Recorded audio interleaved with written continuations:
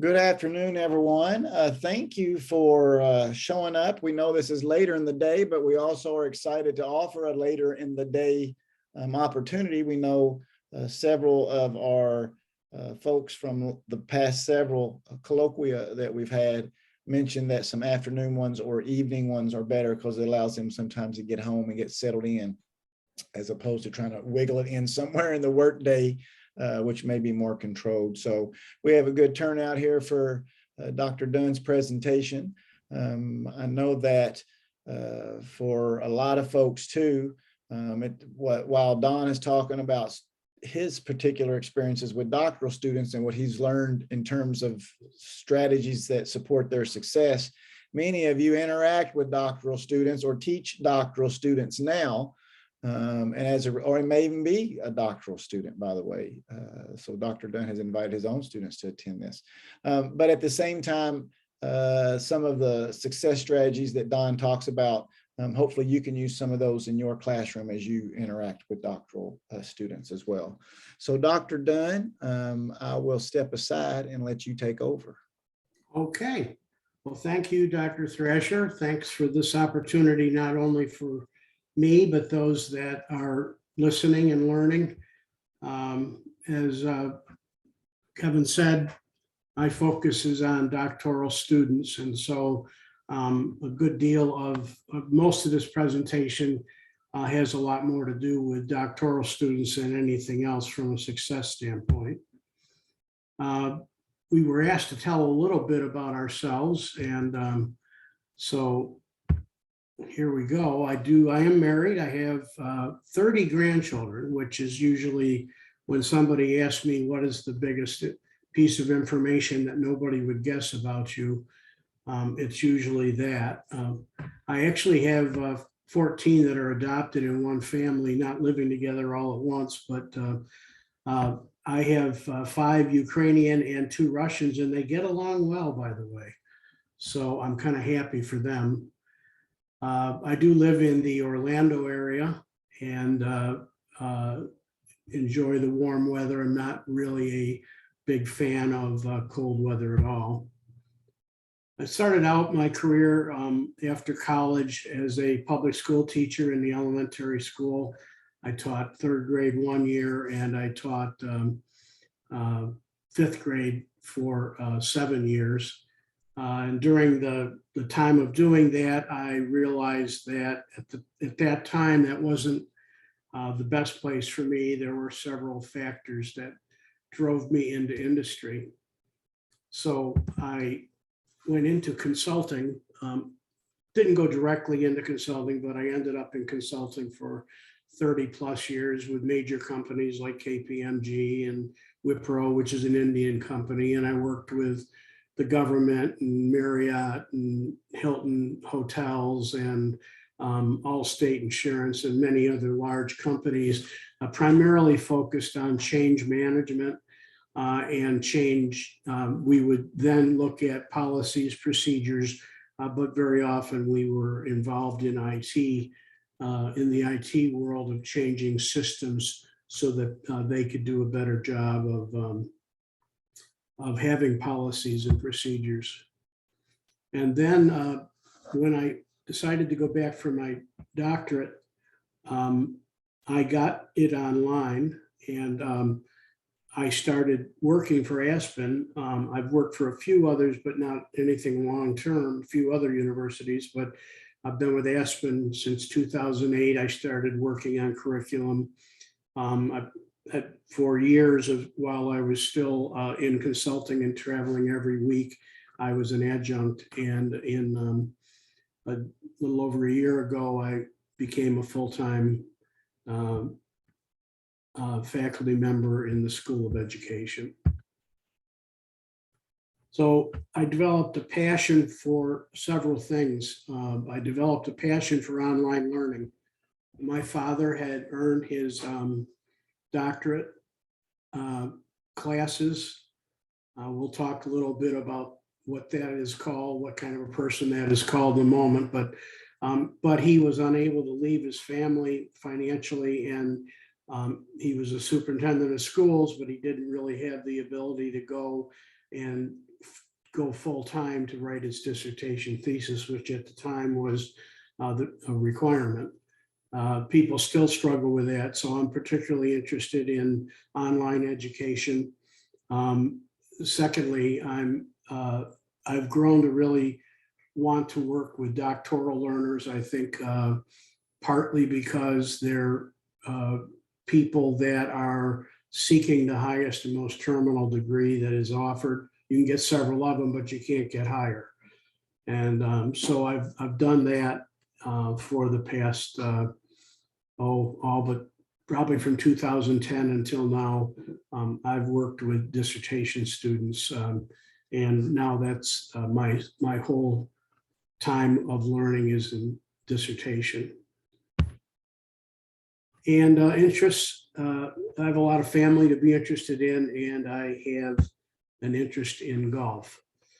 So as I reflected on not only what our goals for today should be, I reflected on the audience.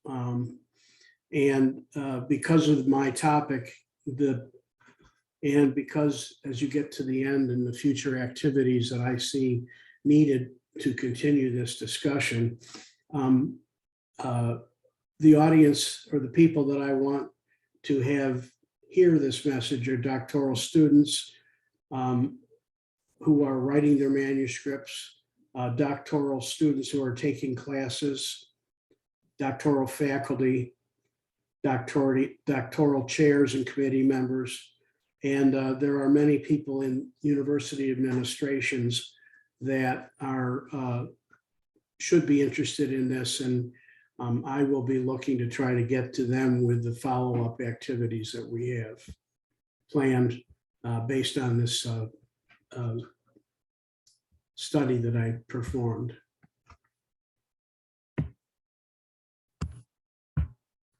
So what are we going to talk about today? First, I want to discuss with you the background for doctoral studies, and looking particularly at the fact of doctoral students becoming all but dissertation completed. So they would have completed their studies, their classroom activity, but not their dissertation. The literature actually points out that over 50% or around 50%, I think it's growing a little bit lately, are all but dissertation. So they've taken all the time, a couple of years, 2.5 years to take classes. They start writing their manuscript and they're unable to complete it for various reasons. So we'll talk about that today. Also, I'd like you to understand the actual study that I did and understand, first of all, that I did it with students from Aspen. While the written manuscript doesn't specifically say that, I'll say that here. I did that because I had access to these students and they met criteria that I needed for being experts in the areas that we would be discussing. I'd like you to spend some time evaluating as you listen and thinking about what you think might be good activities. I'm not going to ask you to, I think it'd be a little complicated to ask you to do that with me online, but let's evaluate what the study, what its conclusions were, and what our roles as dissertation or doctoral faculty may be, and as a university. And finally, I want to utilize the results of I utilize the study to develop a model. And I would like you to see the model, and maybe you would be able to use it with students that are struggling to complete in order to keep them from becoming all but dissertations. I hope that's satisfactory. Maybe, I guess, Dr. Thrasher, you can monitor this. Is everybody satisfied with the agenda?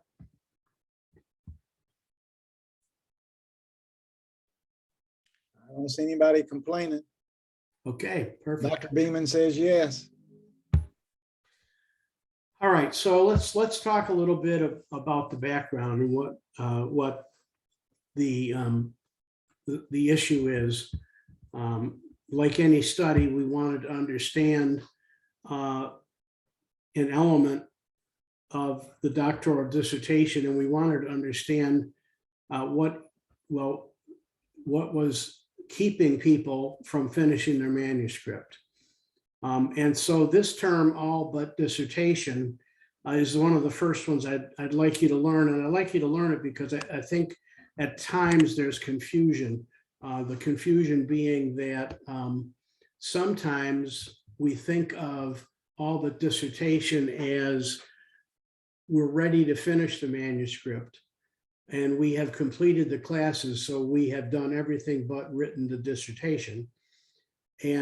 But more often, and the statistics that I quoted earlier have to do with students who are all but dissertation, because even though they finished the classes, they ended up dropping out, not completing their manuscript. So they didn't, earn their actual doctoral degree. So keep in mind that I'm not talking about students needing what we're going to talk about so much at the classroom level as I'm talking about when they leave the classroom and actually begin writing their dissertation.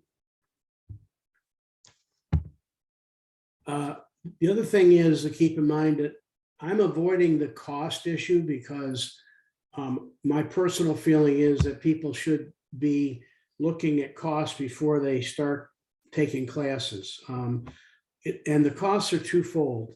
There's a financial cost, and we see the government trying to decide what to do with all the people that have financial loans and can't pay them, and all of the things surrounding that.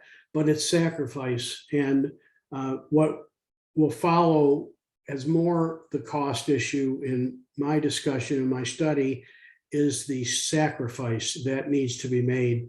And I don't talk to my students and tell them anything different, but it takes a lot of effort, a lot of time, a lot of telling people, no, you can't do that tonight. You've got to do something else. And you've got so it's being organized, it's being dedicated. And this last bullet, it's having some sort of motivation. So I start off with my dissertation students. I ask them what is their intrinsic and extrinsic motivation. Our classes teach this subject, particularly in human behavior class that we teach. But throughout, the idea that you can't motivate people unless you know something about the people or they've spent time motivating themselves. It's either going to be an intrinsic or an extrinsic or a combination of both that that we focus on for getting the dissertation completed. So the literature, the background here is what literature studies have done for years. They've taken a look at why did students drop out of their manuscript writing.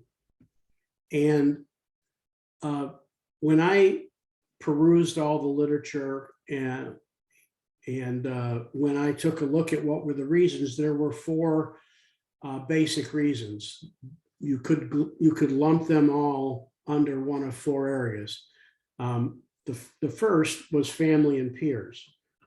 So the idea in the literature here is that your family needs to be there to support you. I have students all the time tell me that they couldn't get something done because, and it very often leads back to prioritization of family efforts when they had something due. Doesn't mean you can't do anything, but you do have to meet your deadlines. That's part of being a doctoral student. So we want things in on time and we want things organized. And peers and family are people who have the ability to distract students. Let's go out and do the town tonight, or come on, I haven't seen you in a week or two. Come on to this sports event, do this and do that. And yet you've got to do some of that with your family. So it's a juggling act. But clearly the evidence from the studies that wrap up this one grouping of people, to family and peers, people that you know well, people that can be distractors or people that can be encouragers.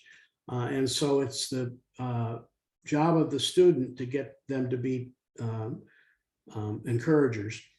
By the way, throughout this whole thing, it's not my job or your job as a doctoral learning advocate, or it's not the university's job to make people successful at this level. This is a terminal degree, so they need to be successful themselves. But what this provides is a way for universities to make it easy to do that, and a way for individuals to organize how they're going to get their work done and turn distractions into encouragement.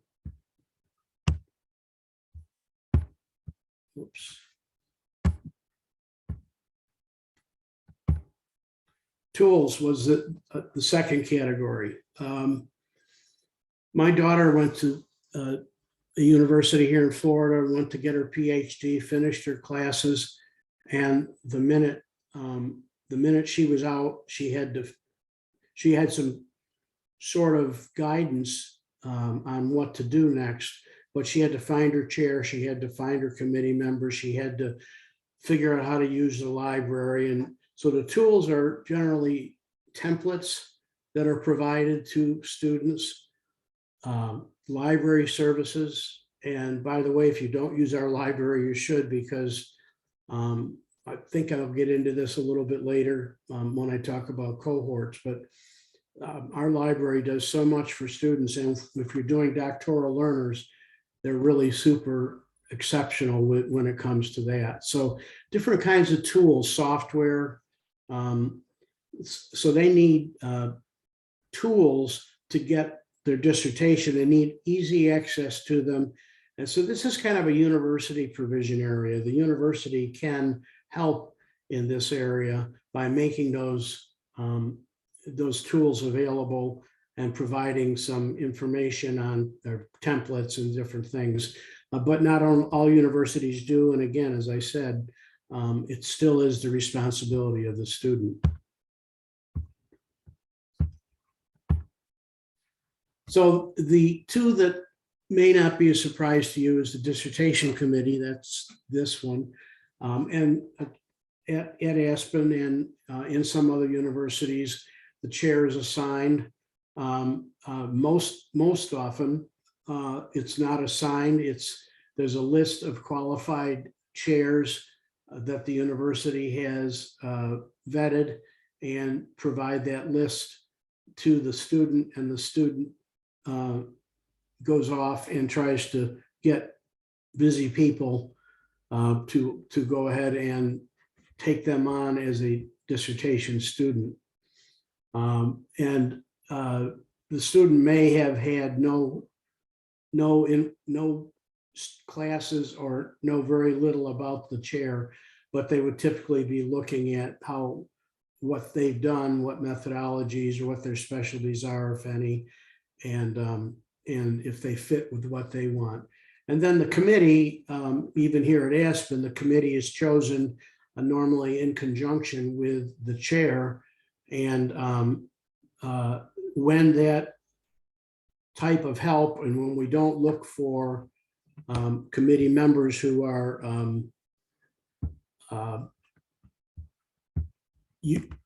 going to help us with our activities, then we end up with a bit of an issue. That so generally speaking, dissertation chairs and committees are helpful for students, but there are enough cases in the literature that they weren't, that they are a major reason that people end up with an ABD. And let's face it, I mean, don't think for a minute, I think all these surveys and all the reasoning, when somebody doesn't doesn't pass, they're not going to blame it on themselves. So I'm sure that there's some validity issues with that kind of data, but this is what comes up time and time again. And then finally, the idea of a cohort is important. So a cohort is a group of people either having done the same thing as each person is doing, or which is not a mentor. I'm saying they're still doing it, but they may have actually gone beyond some of the members of the cohort, or it's a group of people that are brought together very often by a university to go through the dissertation writing process. We would call our classes each a cohort. If there's, so they work together, they have discussions together, and they can communicate with each other. Well, at the dissertation level, at the writing the dissertation level, we have found, and I found this personally, this is not always the most important, but is very important for students to be successful. I have a student who's just about finished now, but one of the students in the cohort, there were 4 of them. One of the students said, I'm having an awful time because I'm looking for literature. I've got a piece of literature found, but they want me to pay $35 to give it to me. And I said in my response in the classroom, don't ever do that. There's got to be more literature on your topic. Because I'm personally annoyed by having to pay for anything like that anyway. But one student said, well, I wrote the library, and I asked the library about this article, and the next morning it was in my inbox, and I didn't pay a thing for it. And that's just one example of what the library is able to do. If you watch your library notices when you open your classrooms, you'll see that they have in the past done whole blurbs on dissertation research and literature. They're experts at that, and asking them for specific help does work. But here the cohort helped the other person in the cohort and helped me, because before that I didn't realize they could do that. And it served a purpose to help that member of the cohort that was with them. So I've seen people who are using in vivo to do a study, and they'll say it worked or it didn't work. So a lot of back and forth when you've got a cohort on that. The other thing is, if you're talking about in this, if you're teaching the classroom, you see this when students get confused about issues that are topics for the module you're in, they very often just don't quite get it. And for some reason, sometimes the instructor isn't real good at telling them how to get it. And I've seen many students in the discussion forums have the light bulb go off because of a simple little answer that someone in that cohort did. So it's a really important piece of the literature that has made people successful, and without it, people have been unsuccessful. So that's the literature, and I want to move on to the next area of the study. I wouldn't be able to even do this presentation if I didn't do a study right.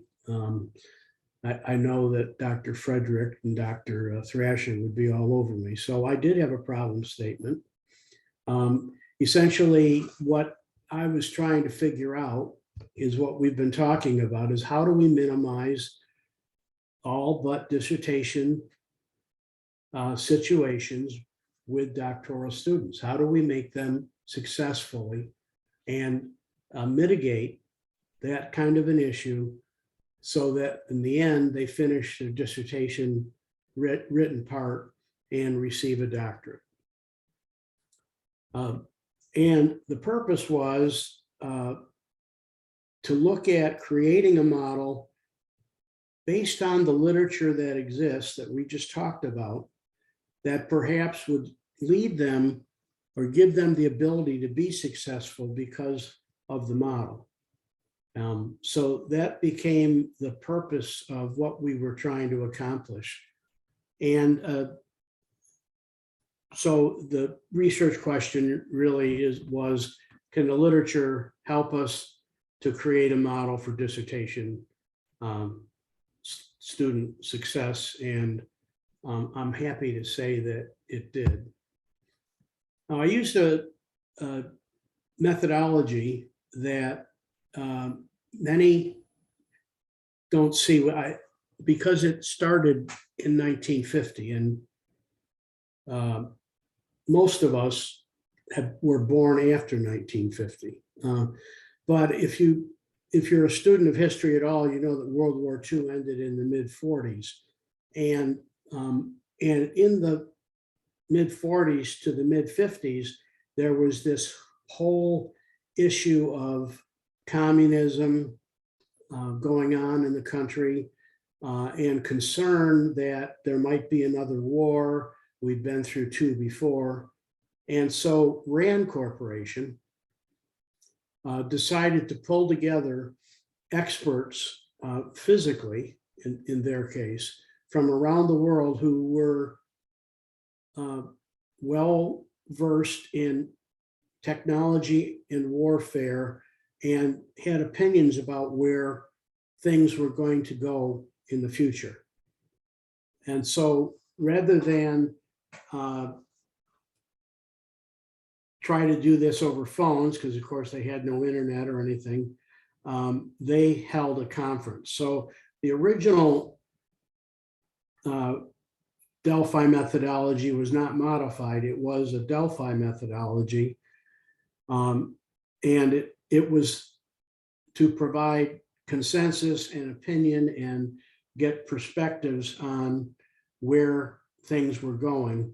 But it was, again, a qualitative study, because it wouldn't have been called quantitative, because everyone had an opinion. Since then, though, we find this design of a methodology has been used in the healthcare industry, the education industry, the management and environmental science industries. But it always arrives around a key topic, and typically it's a topic that there is information to start the discussion. So it doesn't start with just this, what do you want to talk about? Or even as little as, what do you want to talk about with all but dissertation students?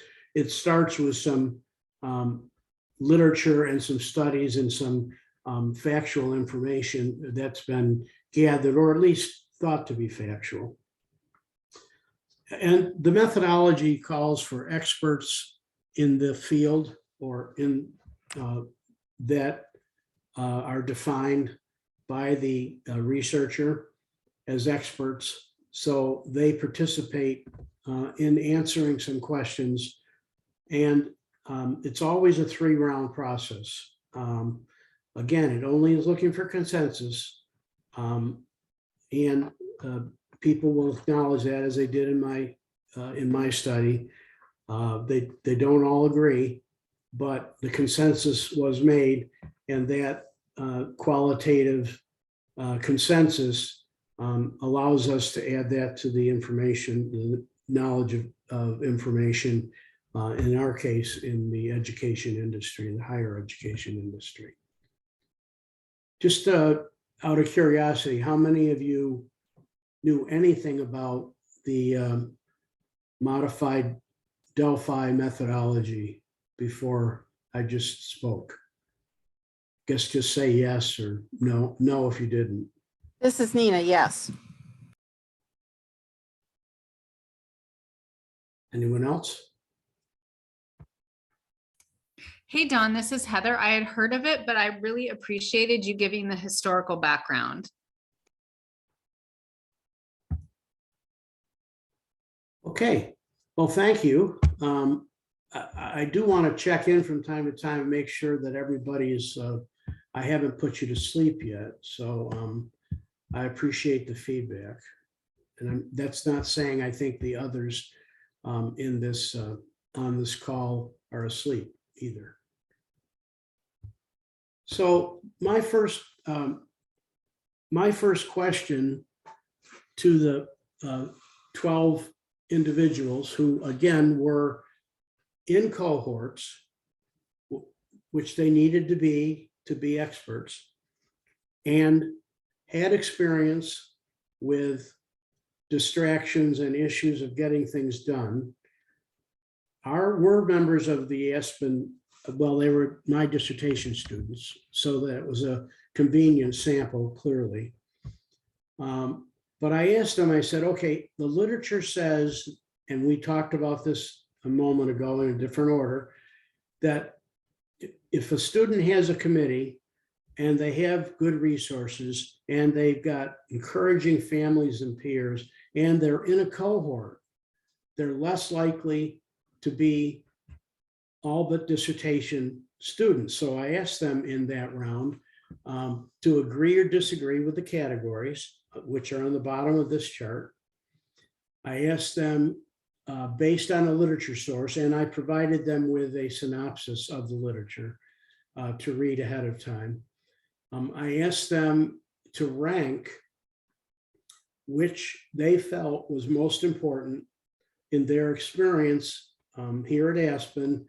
And this was their ranking, which you're going to see statistically doesn't change, but also statistically, there's very little difference when you're talking 12 people and you've got about a 1.2 different ranking out of 5 people. That's not enough to make it major. That all 4 are critical, and they ranked it that way. This way, they felt they were all critical. I got a lot of information though out of their comments, and I highlighted a few. You can read ahead of me to read these, but the dissertation, one of the students said a once a month Zoom meeting with the head chair and cohort would be something they would advise, that for students to learn and receive advice from their chair and leader. This one down here I thought was very interesting. The third one, before we start writing our dissertation, let's have a 2 to 3 day retreat of intense support from faculty mentors and committee chairs. I think that would have to be virtual in our case, but there are universities that do have residencies and could be done that way. Then this other one here, I think if you're involved in curriculum at all, I don't know if we intended to do this or not, but the Aspen curriculum inadvertently, this is from the classes, inadvertently coaxed me into thinking about a dissertation topic and gave me confidence when I selected the topic I did in this industry. So if you're teaching, try to get your students to pick a topic and follow it through. I know when they get to the research classes, wouldn't it be great if they could do all the research because they already had their general topic, even if it's not exactly written the way we want or something like that, they've got their topic and they're collecting research. And The other thing was an alternative. They said if we didn't have a cohort, I probably would have used the doctoral lounge discussion boards much more. And of course, we do have them at Aspen, and they're very helpful for students for finding examples and templates and forms they need to fill out as part of the courses that we offer. So then we went on to the second. Let me get myself together here. The second round. This time they were asked to review the responses, re-rank if they wanted to. The ranking didn't change. You know, it did change. I'll tell you that. Some people voted for something else, but the other people voted for something else.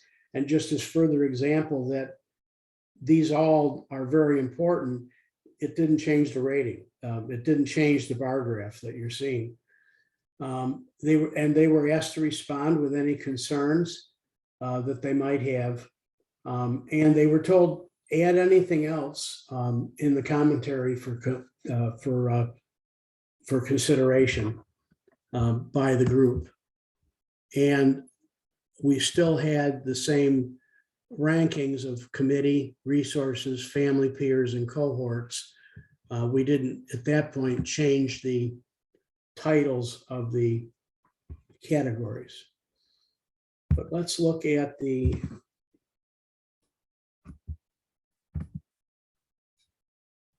I went too far, sorry.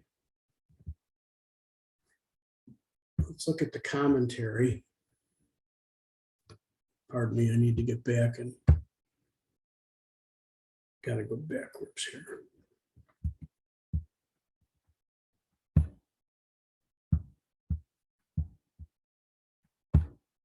Probably a better way to do that, but I don't know it. So here, there were more comments that we saw from this one. Trying to make it visible, and some compliments that weren't needed. But here the cohorts recognizing that depending on where I was in the dissertation process, I needed each of these at different levels. And for instance, they said, I might rank social before resources. And conversely, if I were in the thick of researching and came up against a technical issue with my document, I would rank resources above social. And then the last one says, but it is the first two that can improve success at the doctoral level, which were cohort, great committee, and cohort, but they would have been more helpful. So the comments came in handy as I started to evaluate and think about the next step. Oops, I did it again. Hold on. I apologize, everyone. Kevin's probably cringing right now. That's how you keep us on our toes, Don. I know. You're Let's see if pretending this is an accident, but really it's to make sure we're paying attention. Yeah, thank you. I appreciate that help. All right, so in the third round, I didn't ask them to make any changes. They weren't allowed to. This was the consensus round. I wanted them to confirm that based on the rounds that we'd had, this is the rating. But if you'll notice at the bottom, because there were some comments made in this section, we've changed the names of the titles, and it was pretty much just to make this sort of a model that all had the first four letters, the same four letters. The what is that? It's alliteration, I think. So we developed from this 4 C's as a model, and so we changed. We left committee, we left cohort. We changed resources and tools to capital, not in the sense of a building, but in the sense of things or assets that are available to the student, either from the university or books they bought or tools and software they purchased, whatever it might have been. They needed capital to be successful. And then we, rather than just saying family and peers, it seemed a little too limiting. And so the idea was, let's talk about that as a community. And this is the one I reviewed. No wonder it looked familiar. I was on the wrong one before. I apologize. But the idea here is that that back here on this one I had earlier, this is where they said 4 C's. Do you like the alliteration for use with the framework? Committee, cohort, capital, and community replaced social. So that's where the rankings changed here. And then we ask questions here. And I would rank the categories differently. And then, but then he said, depending, or she said, depending on where I was in the dissertation process, they're interchangeable. The first 2, we can improve the success of the doctoral student with the community and cohort, and they are important. And then I believe the cohort could be more effective than a community if it is organized and scheduled cohort. So the final outcome for the study was, what could we propose to students as a model to help them be successful with their dissertation not becoming an ABD. And the concept was a wheel that goes around and has spokes in it. And if one of those spokes breaks, theoretically, the wheel is no longer round. So the conclusion of the study is that we need all 4 of these, and that students, again, because it's their responsibility, students need to create their own community, cohort, capital, and committee if they need to. The thing about Aspen is we may be one of a very few universities that offers this as part of our model. We may not have thought of it as a model at the time, but the building of the library and the resources and the templates, the building of the doctoral lounges, the fact that we actually start many dissertation classes as cohorts, or we combine them. If somebody falls behind, rather than starting a new class, we will try to combine them. And then the committee, the chair is chosen. The chair is thoughtfully chosen by the deans. There's some sense of, where as much as they can, trying to make sure that the dean, that the chair that's chosen is going to be good for the person. That would be their chair. And then the whole idea of community, while that's something we can't really do much about as a university, we can give them this model and allow them to actually create their own advice. The thing that's going to be difficult is, while this is a slam dunk here at Aspen, you'll see that for me, the recommendations of the future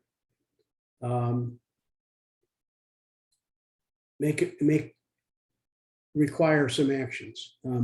First, the actual study is, I wanted to publish it, and it is going to be, like the Aspen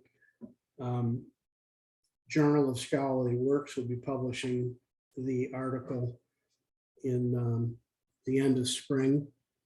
So it will be available, which goes into a lot more detail than I had time to do. So that has been accomplished. Whether I'll try to find other places that may be interested in the model, I might, probably should, because how do I get it to other places? I want to develop a plan and perhaps deliver the plan to students who aren't necessarily at Aspen, but certainly all those that are at Aspen, maybe through the Graduate Center, and then it's an opportunity for me to take this to other universities and to encourage them to participate in something similar, so that student dropouts from the manuscript sections or section of the doctorate aren't incurred. And finally, I think there's additional studies that can be done. I did this with a very focused group of people who were already had all the things. I have to be honest, I didn't realize they had all the things to the level I do now when I did the study. So I wasn't purposely just trying to prove it by using people that had it, even though it still is a valid study. But to do this with people who are getting traditional doctorates, or to do this kind of a study with other online universities that don't offer this kind of support, which most of us have probably had, would be another good idea. All right, so in summary, I wanted you to know the literature. I wanted you to understand the elements of the study and the design. I wanted you to evaluate my recommendations for the future. And I wanted you to understand this as a model that students could use. So did you learn, or was I successful with you? And you don't have to say it over, just vote yes or no or something. Because if I didn't, you're going to have to sit here for another hour, by the way. How's it looking, Dr. Thrasher? Votes are coming in. We may have to have a recount, but officially it looks like no one has challenged. Everybody's saying yes, Don. All right, great. Well, I don't think they wanted to sit through another hour with me. So thank you. I will, I'll turn this back to Dr. Thrasher. This is my email address. I'm on the Aspen email, of course. And if Dr. Thrasher, if we have time or you want, I'll take any questions that people might have. Yeah, go ahead, Don. You can stop sharing now, so that your screen becomes free for you. And then we all can open up the mic. So does anybody have any conversations about? Yeah, Okay, I go actually ahead, do Nina. have a couple comments, because there's a couple things that I think we as professors do that put barriers up. And one is highly personal to me. I don't know if some of you know my story, but my father was all but dissertation with his doctorate. And he was a history major. So it was about how the Civil War was unnecessary because the Industrial Revolution would have led to changes in the South, blah, blah, blah, blah. So it was sort of historic related and not late breaking or anything. But anyway, he was a Quaker. He was conscientiously opposed to World War II. He was drafted. He served for 4 years. He came back and the university said, oh, tisk, tisk, tisk, your references are now over 5 years old. So therefore you have to start all over again with the 10-year plan for your PhD. Discouraged, he went and married my mother, created me. You know, it's a wonderful story. But the point of it is, and honestly, Beeman is not my husband's last name, it's my father's last name. So when I earned my doctorate, I earned it as Dr. Beeman in honor of him, because it pained him so much. And the man really should have earned a doctorate. And history had not changed in the 1940s since the Civil War. So the 5-year rule, I've looked in the APA manual. It doesn't say hard and fast 5 years. Even had a discussion with one of my students this week about, she was like, but I have this great reference that's 6 years old. And I said to her, if it's a statistical piece of data like nurse burnout, then pre-COVID, that statistical data really has perished. It's not useful. It really needs to be current. But if it's a great theorist, Chickering and Gamson comes to mind from 1987, still an excellent theory. It's a seminal work.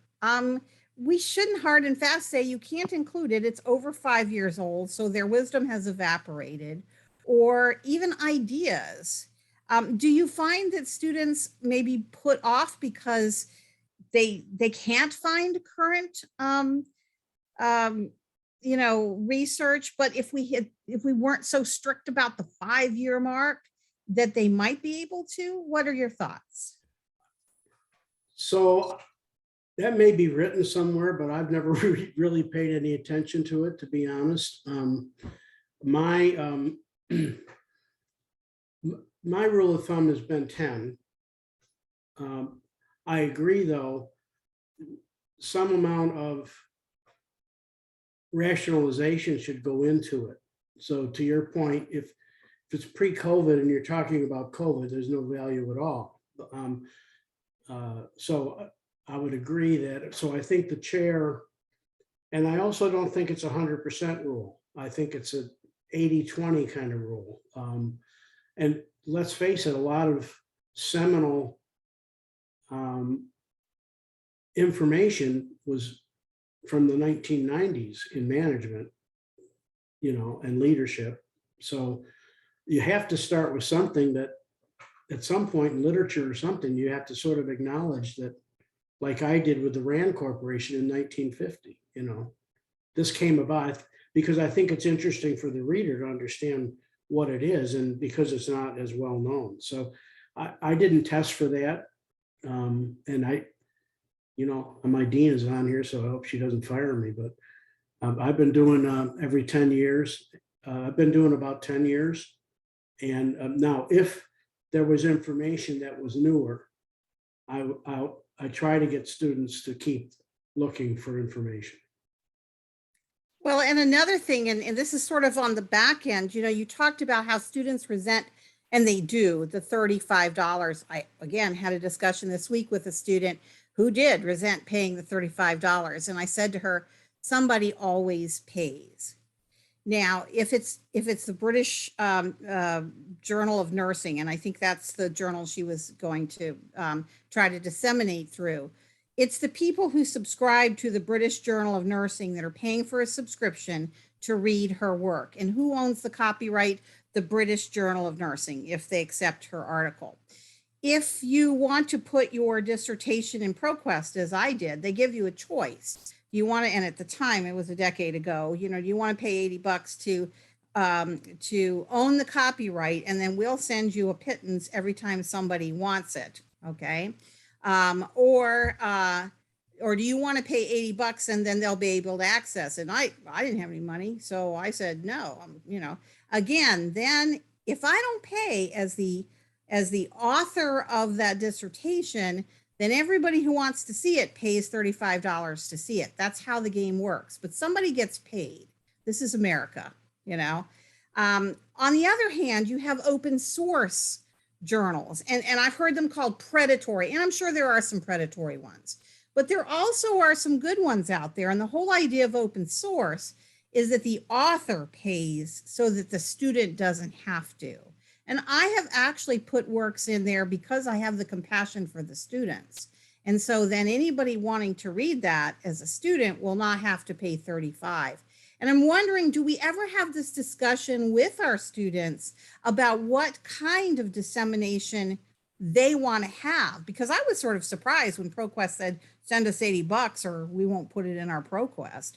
No, there was no guidance given to me about exactly what that meant. I haven't, but I would not do it myself. I think I think what we've done as educators is taken a topic that was important to the body of knowledge, and that's sort of our charter, if you will. And getting money for it, to me, would be like going to volunteer at the church and ask them where my $2 an hour was. I mean, it's just, they don't connect well with me. But so I mentioned that mainly because the actual the library was able to actually get it for free. And so when we run up And against, that's because Aspen paid. See, I That's told you, right. somebody always pays. But Could like in be. your open source, it's me, the author, pays to have it put into ProQuest. So Aspen can pay to pull it out of ProQuest. Somebody's always paying. None of this is free.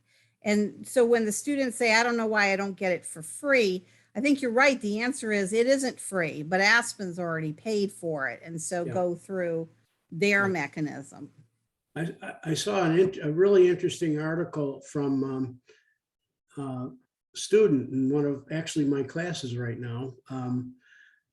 She said, I think an interesting additional study would be focusing on students from traditionally marginalized or underrepresented groups. I think there are opportunities that abound, but why don't you choose that topic then? Would be my question. We're 100% interested in duplicative, if I could say that word, duplicating studies. There's nothing easier to do to get your doctorate degree than to duplicate a study, because you just follow the same basic menu. You change the references. I'm not saying you copy anything, but you're able to extend based on what somebody recommended in the study. And so when I work with dissertation students individually, I know Dr. Ballard is trying to get all of us to do that in the School of Education. Let's make it easy for the students to choose a topic. And so I'd be glad to talk with you about that, since we do have some classroom work together. So yeah, thank you for bringing that up. I did want to chime in and just kind of expand on that too. So for those in the room, I'm a diversity practitioner. I'm certified diversity professional, and I'm doing the Doctor of Education in specializing in org psychology. And so clearly this is a topic that's near and dear to my heart. So I'm kind of programmed now to see how can we change these topics to better understand how they may be affecting underrepresented or marginalized groups, and historically, how has that impacted them over time, especially in the corporate workplace setting. But now, you know, being a part of the education department, I'm becoming more and more interested in how that impacts students who are from marginalized or underrepresented groups. And one thing I just wanted to share is in the research I was doing to write my application materials, I came across a study from the National Science Foundation that says Black women in particular in 2020 only received 4.4% of all earned doctorates. And as a Black woman of color, of course, that's a devastating percentage. But my oldest brother has a Doctor of Business Administration. So now we're going to be a minority family that already has, you know, excelled what the statistics indicate. So I just wanted to share that. I thought that was a very fascinating study that you had conducted, and I'm really interested in seeing how that might affect different groups of student populations, especially because even anecdotally from my brother's perspective, he says that about 50% of his cohort still has not written their dissertation.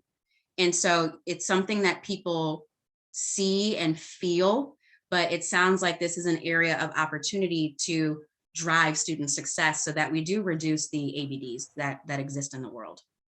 I think there's always opportunity to be better. I think we're well served. I know Dr. Ballard and I were having a one-on-one, and we were looking for information. I don't think we found all the information, but we wanted to find out actually how many people have we had at Aspen that haven't finished their manuscripts. So finished the classes, gone off, there's 4 more classes and didn't finish. And then we want to dive deeper and see what were the reasons. we do have a very high number, proportionately, I believe, of Black men and women in our programs. And I can answer that. We actually are a majority minority university. We have a majority, I know, isn't that awesome? But we have a majority of minorities. But also I think a plus is that unlike my father's experience, one of the reasons I'm excited to work for Aspen is if you were to have disruption for your doctorate, we don't shun you and say you're out of your cohort, you can't come back, you know, it's too old. We don't do that. So, you know, I think we're very welcoming and, you know, in that sense, but I'm not sure the word is out either.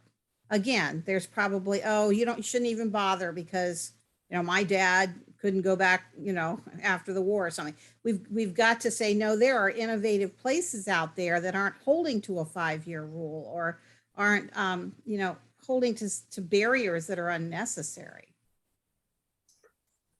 So anyway, call me or you don't have my phone number. You can email me. It's in the classroom. I would love to have the discussion with you. I would love to have somebody follow up on this and do something that's more, this was a general study and I've always believed in getting things started, but not trying to solve world peace. If you were my student, I would tell you that a dozen times before we were finished. So we don't want to solve world peace, but we want to make a difference. So what you're offering as a study, as a potential study, it may not, it fits into your own field of and your profession to understand why people aren't succeeding, but you'll find it very different in a traditional model than in an online model. And I think the numbers are very skewed. If we did a deep dive into the numbers are probably more skewed for traditional doctorates being dropouts than online doctorates. Oh, jump in for a second. Dr. Frederick, do you have any idea on that number? Go ahead, I'm sorry. I just wanted to. Statistically, the dropout rate in for-profit online institutions is higher. It's usually around 65%. The people that have spent millions of dollars studying this attribute that to the admissions requirements.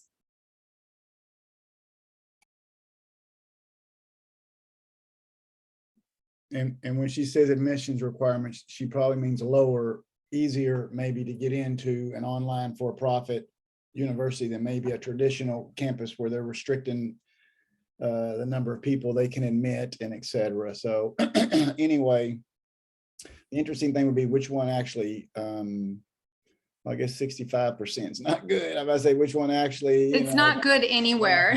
And the Carnegie Mellon, I mean, when you get in this research, it's very interesting. They have spent millions of dollars. Right now, the statistic is in the best circumstance.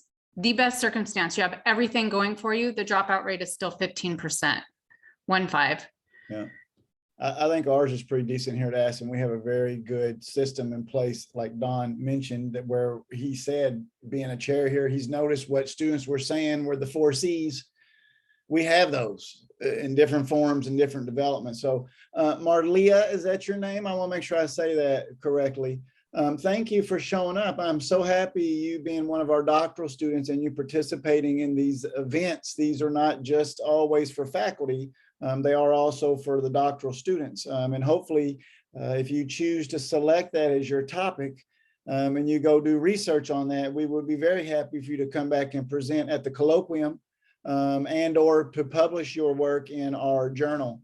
And it's another opportunity to share your research. And like Don mentioned, the whole purpose of what a student is supposed to do is to gather knowledge, to create to add to the body of knowledge. It isn't to figure out what's right and wrong. You know, because you'll have another study that'll say the opposite. So it's to use to add to the body so that the most pattern that we can see in the body is telling us maybe that's the direction. It isn't necessary to become famous either. It's to learn the procedures of proper research and proper ways of thinking critically. Like Don said, that replication studies are okay. It also helps us say that, hey, what that person found, hey, I found it too. So that's a stronger indication that that is not a random occurrence in the data, that probably is something that is repeating throughout. So anyway, We have, Kevin, we have go ahead. other students here. Andre, I think, is a student. Jojo Lardy. I noticed JoJo's name in many of our, thank you, JoJo, also in many of our colloquium events this week. So these are also for y'all. I hope y'all found those in the lounge, probably is how you discovered that. So if there's nothing else, I want to do a quick little summary of some of Don's points, just to make sure that we center back to what he was mentioning.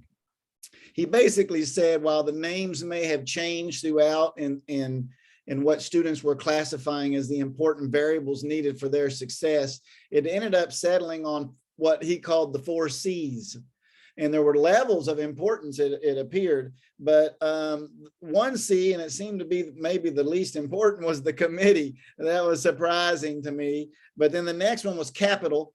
And I believe within capital, it was more like the costs, that kind of capital, but also resources and tools and that kind of stuff is capital. And that was the second most important thing, right? And then the third most important thing was family, peers, or / community, once you found out that C. But my support group or my distraction group is another way you describe that, right? My family and friends. If you live in a hectic house, it's going to be very hard for you to get stuff done. It really is. Probably the more kids you have, the harder it is to get stuff done. There's probably correlations of how more complex your home life is. The less time you'll have to focus on what you need to do or time available. Some of it's just really time management and fitting into your day. But the most important thing out of all 4 C's was the cohort. And the cohort model, and that's a support group too of your friends and peers in that sense, not your friends and peers who are your social, but those who are going through this doctoral journey with me and who are facing the same challenges and concerns and questions. And like you said, they sometimes help each other to the point that then you're not needed. Someone jumped in and said, hey, I found this and here's what I did. And here's another copy of this. I found it in the library. You didn't have to go spend $35. When that stuff's going on, then you know what? The $35 now doesn't become a reason for you to drop out. So that cohort and these support groups now eliminate barriers that give reasons for people to need to leave. And it always is life. And I don't think anybody ever starts any journey or any goal to fail. They always want to succeed, but along the way, life does happen. You don't control what can happen sometimes, and you got to deal with life more importantly than go submit an assignment next week. You know what I mean? So they have to prioritize. Anyway, Don, thank you for your work. I really appreciate all that you do. I think, everyone, this falls into a category called SOTL, SOTL, which is the Scholarship of Teaching and Learning. And it's when you sit down and look at what do I do as an instructor that contributes to the success of student learning. That's what the Scholarship of Teaching and Learning is. You look at your own teaching, you look at your own classroom practices in order to see how do those directly impact student outcomes. And that is essentially what Don did. Don said, I'm going to look at maybe some areas where I could add some more C's or direct students into certain C's, but I need to figure out what the C's are. And that's when he took upon himself to go do scholarship, to go do research and ask the students themselves, what are the important things? And he discovered the C's, which now has become a model that they're going to use in that school, I'm sure, to drive a student success model to be proactive now and to introduce those C's before students miss the C's. Does that make sense? So this is all called the Scholarship of Teaching and Learning. And I appreciate you doing that, Don. And I appreciate you publishing that and also presenting it here at the colloquium. That's the best way to do that, is to share the success or the things that we know contribute to success. Okay, everyone, I'll send the recording around. In a couple of hours, Dr. Daniel Zimmerman, I think I even saw him on here, is going to present another colloquium presentation on the topic of success, but he's going to look more at what he's calling the 7 anchors of success. So I don't want to ruin it. Y'all have to show up and see what it's about, but that's one of our later evening ones that people requested so that maybe they can get home and get settled down and get something to eat and then sit down and hopefully enjoy his presentation. I'll see you soon. Thank you so much for attending. Stay safe, everybody.